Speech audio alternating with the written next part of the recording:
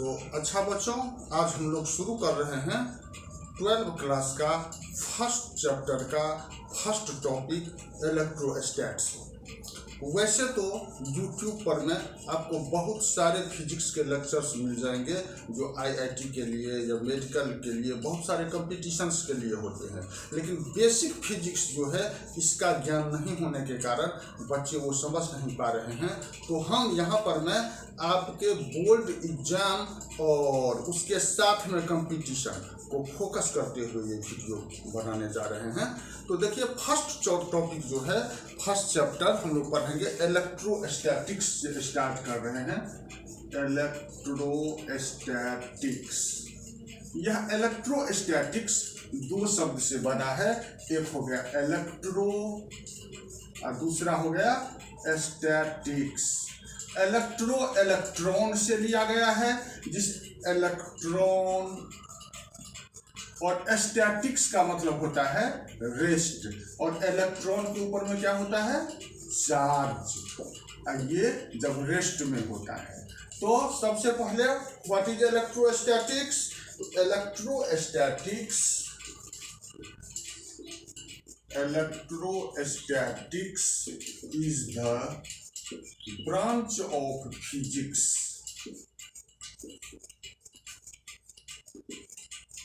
in which we study about what? Charge. Study about charges when it remains at rest. ये हो गया electrostatics. तो when remains at charge, जब rest में होता है तब उसके बारे में जो स्टडी करेंगे उसको कहेंगे हम लोग इलेक्ट्रोस्टैटिक्स। और चार्ज जब मोशन में होता है तब जो हम लोग स्टडी करते हैं उसको कहते हैं इलेक्ट्रोडायनामिक्स। तो वो बाद में हायर क्लासेस में हम लोग इलेक्ट्रोडायनामिक्स पढ़ेंगे। यहाँ पर भी पढ़ रहे हैं इलेक्ट्रोस्टैटिक्स। अब देखिए, इसकी शुरुआत कहाँ से हुई? सबसे पहले इलेक्ट्रोस्टैटिक्स की शुरुआत कहाँ से हुई? तो 600 बिफोर क्राइस्ट, 600 बिफोर क्राइस्ट मतलब आज से लगभग 2600 वर्ष पहले, थेल्स मिलेटस ऑफ ग्रीस, या ग्रीस देश का रहने वाला था। इसने ऑब्जर्व किया कि amber rubbed with fur, amber को जब फर के साथ रगड़ा जाता है तो क्या होता है, इसमें small bits of paper, dust particle, straws, इस सब को अट्रैक्ट करने का प्रॉपर्टी आ जाता है। जब एम्बर को फर के साथ रगड़ा जाता है तो एम्बर में भी और फर में भी dust particle, small bits of paper, इस सब को अट्रैक्ट करने का जो है वो प्रॉपर्टी आ जाता है। बाद में बहुत सारे ऐसे जोड़े पाए गए जिसमें कि इस प्रकार का प्रॉपर्टी आ जाए। फॉर एग्जाम्पल देखिए, glass rod, silk cloth, glass rod, silk cloth, उसके बाद हेयर, कॉम्ब, ऊल, प्लास्टिक रॉड एक्सेट्रा, बहुत सारा ऐसा पाया गया जोड़ा, जिसको कि उसको रगड़ते हैं तो ये सब प्रॉपर्टीज आ जाती है। तो इसके बाद बेंजामिन फ्रैंकलिन नाम के साइंटिस्ट ने, बेंजामिन फ्रैंकलिन नाम के साइंटिस्ट ने एक एक्सपेरिमेंट किया। इसने क्या किया, दो ग्लास रॉड लिया, ग्लास रॉड 1, ग्लास रॉड 2, और दो सिल्क क्लोथ लिया, सिल्क क्लोथ 1, सिल्क क्लोथ 2। ध्यान से समझिएगा, इस ग्लास रॉड को इस सिल्क क्लोथ के साथ रगड़ा, इस ग्लास रॉड को इस सिल्क क्लोथ के साथ रगड़ा, दोनों को जो है वो रब किया, ग्लास रॉड को सिल्क क्लोथ को। उसके बाद इसने क्या किया कि ग्लास रॉड और ग्लास रॉड को नजदीक में लाया, ग्लास रॉड और ग्लास रॉड को सटाया नहीं, नजदीक में लाया, तो इसने देखा दोनों एक दूसरे को रिपेल कर रहा है। अब सिल्क क्लोथ को लाया, सिल्क क्लोथ को लाया। इस केस में भी देखा कि इस केस में भी एक दूसरे को रिपेल कर रहा है। तब ग्लास रॉड और सिल्क क्लोथ को लाया नजदीक में,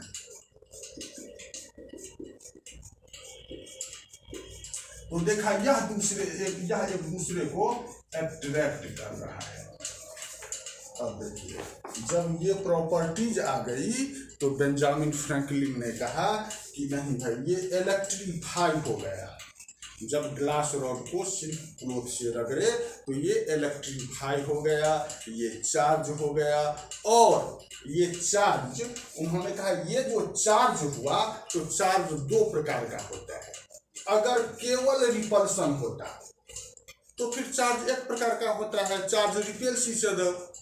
लेकिन रिपल्सन और अट्रैक्शन दोनों है यहाँ पर में, तो इसका मतलब है इसने कहा कि नहीं, चार्ज दो प्रकार का होता है। और देखिए उसके बाद उसने क्या किया, ग्लास रॉड और सिल्क क्लोथ को जब सटा दिया तो उसके बाद इसमें अट्रैक्शन और रिपल्सन की फिनोमेना गायब हो गई। फिर यह अट्रैक्शन रिपल्सन नहीं हुआ। तो नहीं हुआ तो क्यों नहीं हुआ, तो एक यह चार्ज एक दूसरे को सटाने पर में न्यूट्रल हो गया। और न्यूट्रल कौन करता है, पॉजिटिव नेगेटिव को न्यूट्रल करता है। तो इसीलिए इन्होंने कहा जो चार्ज दो प्रकार का होता है और उसका नाम इसने रखा, एक चार्ज का नाम दिया पॉजिटिव चार्ज और दूसरे चार्ज का नाम दिया नेगेटिव चार्ज। दो प्रकार का चार्ज हुआ, पॉजिटिव चार्ज और नेगेटिव चार्ज।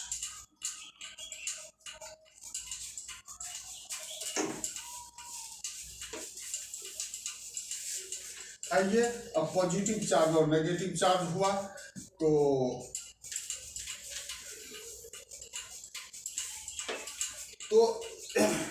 एक्सपेरिमेंट में इन्होंने बतलाया जो ग्लास रॉड को रिपेल करता है, यह एक्सपेरिमेंट करके दिखलाया। तो देखिए, दो ग्लास रॉड दो सिल्क क्लोथ के ऊपर में, दो सिल्क क्लोथ से रगड़ा गया तो दोनों ग्लास रॉड पे सेम टाइप्स ऑफ चार्ज होगा, दोनों सिल्क क्लोथ पे सेम टाइप ऑफ चार्ज होगा। तो glass rod repulsion, silk cloth repulsion, glass rod silk cloth attraction. तो उस आधार पर इन्होंने कहा कि like charge repel each other and unlike charge attract each other. Like charge repel each other and unlike charge attract each other. तो ये था Benjamin Franklin का एक्सपेरिमेंट, उसके आधार पर ये निष्कर्ष। अब आइए मेथड ऑफ चार्जिंग।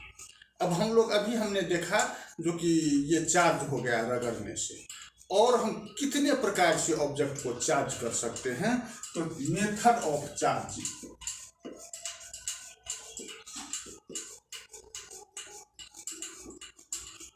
यह तीन प्रकार से हम लोग ऑब्जेक्ट को चार्ज कर सकते हैं। कौन कौन सा? पहला, बाय फ्रिक्शन, जो अभी आपने देखा ग्लास रॉड को सिल्क क्लोथ को हमने किया तो दोनों इलेक्ट्रीफाई हो गया, दोनों चार्ज हो गया। तो कैसे चार्ज हुआ? दोनों को जब हम रब किए तो ये हो गया फ्रिक्शनल इलेक्ट्रिसिटी, बाय फ्रिक्शन ये प्रोड्यूस हुआ। दूसरा, बाय डायरेक्ट कांटेक्ट, मतलब बाय डायरेक्ट कांटेक्ट हो गया, जो कि ये ऑब्जेक्ट, इसको हम बाल से रगड़ दिए, ये चार्ज हो गया, अब इसको हम किसी चीज से सटाए, इससे चार्ज इस ऑब्जेक्ट पे चला गया, तो ये हो गया बाय डायरेक्ट कांटेक्ट। और तीसरा हो गया बाय इंडक्शन,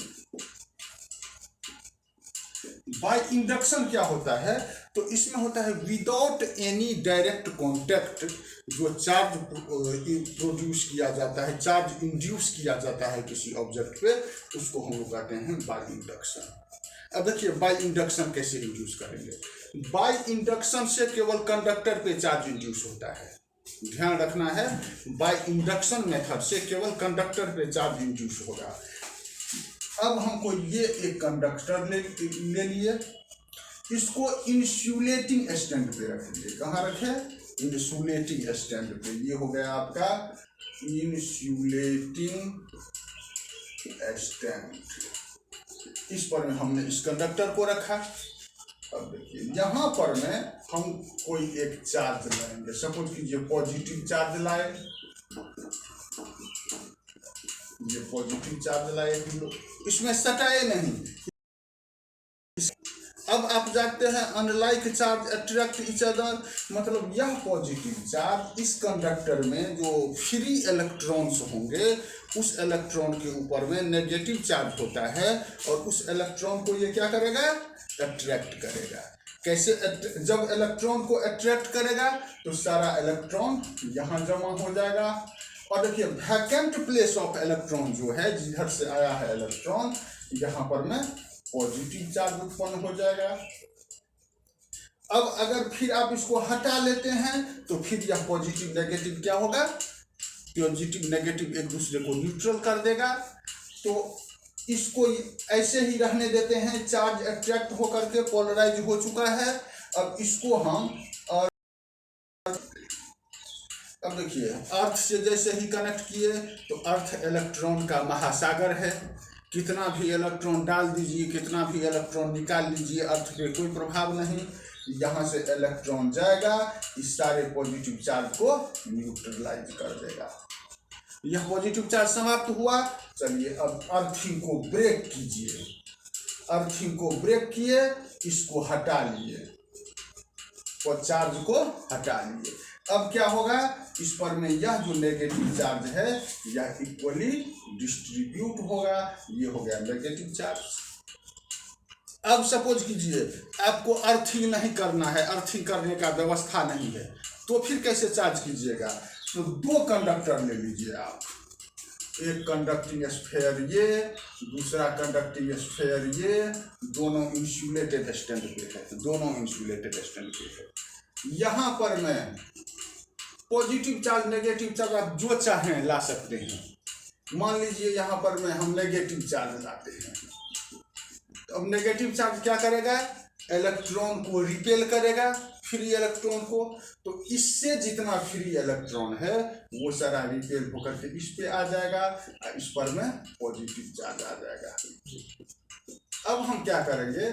इसको अरेंजमेंट को ऐसे ही रहने देंगे, इसमें हाथ नहीं लगाएंगे, इसका स्टैंड अलग कर देंगे।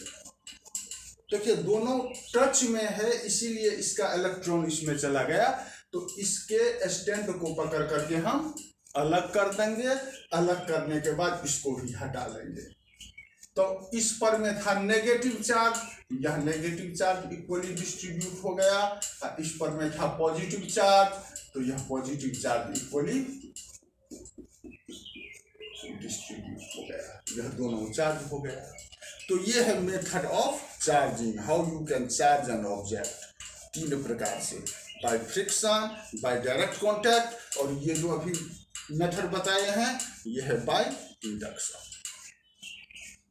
अब चार्ज, कोई भी ऑब्जेक्ट चार्ज है या नहीं है, चार्ज है तो किस प्रकार का चार्ज है, उस पर में पॉजिटिव चार्ज है या नेगेटिव चार्ज है, यह पता करने के लिए एक इंस्ट्रूमेंट आता है जिसको हम लोग कहते हैं गोल्ड लीफ इलेक्ट्रोस्कोप।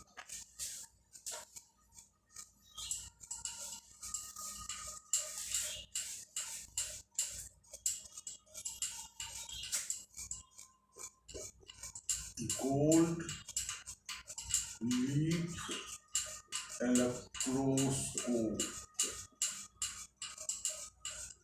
देखिए सारे टॉपिक्स को ध्यान में रखना है, क्योंकि क्या बोर्ड एग्जाम में पूछ देगा वो किसी चलता है।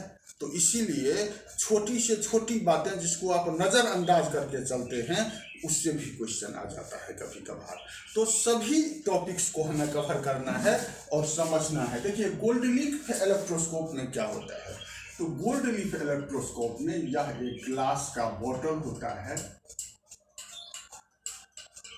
यहाँ पे कॉर्क होता है, कॉर्क से ये कंडक्टिंग स्फीयर एक रॉड से जुड़ा होता है और यहाँ पर में 2 गोल्ड का लीफ, सोने का पत्थर, ये ऐसे ये होता है गोल्ड लीफ। अब कहिएगा गोल्ड लीफ क्यों, क्योंकि जानते हैं इसका गोल्ड लीफ जो है गोल्ड का बनाया जा सकता, उतना किसी भी दूसरे मेटल का नहीं बनाया जा सकता। तो एकदम थीन पतला गोल्ड का लीफ हम लोग बनाइए। तो अभी यहाँ पर डाइवर्जेंस दिखा रहे हैं हम अलग अलग, लेकिन यह सटा हुआ होता है इस प्रकार दोनों लीफ। अब हम लोग चार्ज कैसे डिटेक्ट करेंगे, तो आप जानते हैं जब ग्लास रॉड को सिल्क क्लॉथ से रगड़े हैं तो ग्लास रॉड के ऊपर में पॉजिटिव चार्ज आ गया, सिल्क क्लॉथ के ऊपर में नेगेटिव चार्ज आ गया। अब सिंपल सा है, ग्लास रॉड को इससे सटा दीजिए तो positive charge by direct contact इसमें आ जाएगा, डायरेक्ट कांटेक्ट से पॉजिटिव चार्ज। या सिल्क क्लॉथ को आप सटा दिए तो नेगेटिव चार्ज डायरेक्ट कांटेक्ट से आ गया। मान लीजिए आप ग्लास रॉड को सटाए इसमें, तो पॉजिटिव चार्ज ये कंडक्टर है, इसमें पूरे में फैल जाएगा। यहाँ पर में 2 लीफ है, 2 लीफ है यहाँ पर। अब दोनों लीफ पे जाएगा पॉजिटिव चार्ज, दोनों लीफ पे जो पॉजिटिव चार्ज गया तो क्या होगा कि पॉजिटिव पॉजिटिव के बीच में रिपल्सन होगा। अब ये दोनों लीफ ऐसे सटा हुआ है, दोनों में रिपल्सन हुआ तो दोनों डाइवर्ज किया, ऐसे एक दूसरे को धकेला तो यह डाइवर्ज कर जाएगा। तो जो ग्लास रॉड चार्ज है अगर डाइवर्ज नहीं किया तो ग्लास रॉड चार्ज नहीं है। चलिए कोई तीसरा मटेरियल अब आ गया, ये मार्कर है हमारे पास, ये चार्ज है या नहीं है ये हमको पता करना है। और चार्ज इस पर में है तो किस प्रकार का चार्ज है, पॉजिटिव चार्ज है या नेगेटिव चार्ज है, यह हम कैसे पता करेंगे। तो इसके लिए सबसे पहले हमें पता होना चाहिए जो यह गोल्ड लीफ पर में तो किस प्रकार का चार्ज है। तो ग्लास रॉड पे पॉजिटिव चार्ज था, ग्लास रॉड को सटाए हैं, गोल्ड लीफ पे पॉजिटिव चार्ज है, कंफर्म हो गया। अब इस पर में कौन सा चार्ज है तो इसको हम सटाए। अगर इस पर में पॉजिटिव चार्ज है तो यह पॉजिटिव चार्ज फिर यहाँ पर में आएगा, इस दोनों पे पॉजिटिव चार्ज पहले से था, फिर पॉजिटिव चार्ज आएगा तो यह और डाइवर्ज करेगा, इसका डाइवर्जेंस बढ़ जाएगा। और अगर इस पर में नेगेटिव चार्ज है तो यहाँ से नेगेटिव चार्ज आएगा, नेगेटिव चार्ज आएगा तो क्या करेगा, पॉजिटिव चार्ज को कम करेगा, समाप्त कर देगा पॉजिटिव चार्ज को। तो धीरे धीरे यह कन्वर्ज करेगा, इसका डाइवर्जेंस कम हो जाएगा, कन्वर्ज करेगा।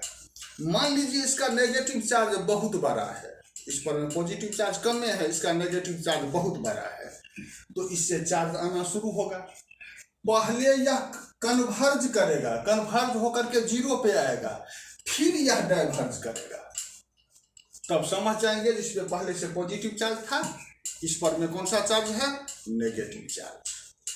तो इस प्रकार गोल्ड लीफ इलेक्ट्रोस्कोप काम करता है। तो अच्छा बच्चों, नेक्स्ट लेक्चर में हम बात करेंगे प्रॉपर्टीज ऑफ चार्ज और कूलम्ब्स लॉ की। कूलम्ब्स लॉ फोर्स, जो 2 चार्ज के बीच में अट्रैक्शन या रिपल्सन का फोर्स लगता है वो कितना फोर्स लगेगा, what will be the magnitude of that force, we will talk about that in next lecture. Thank you.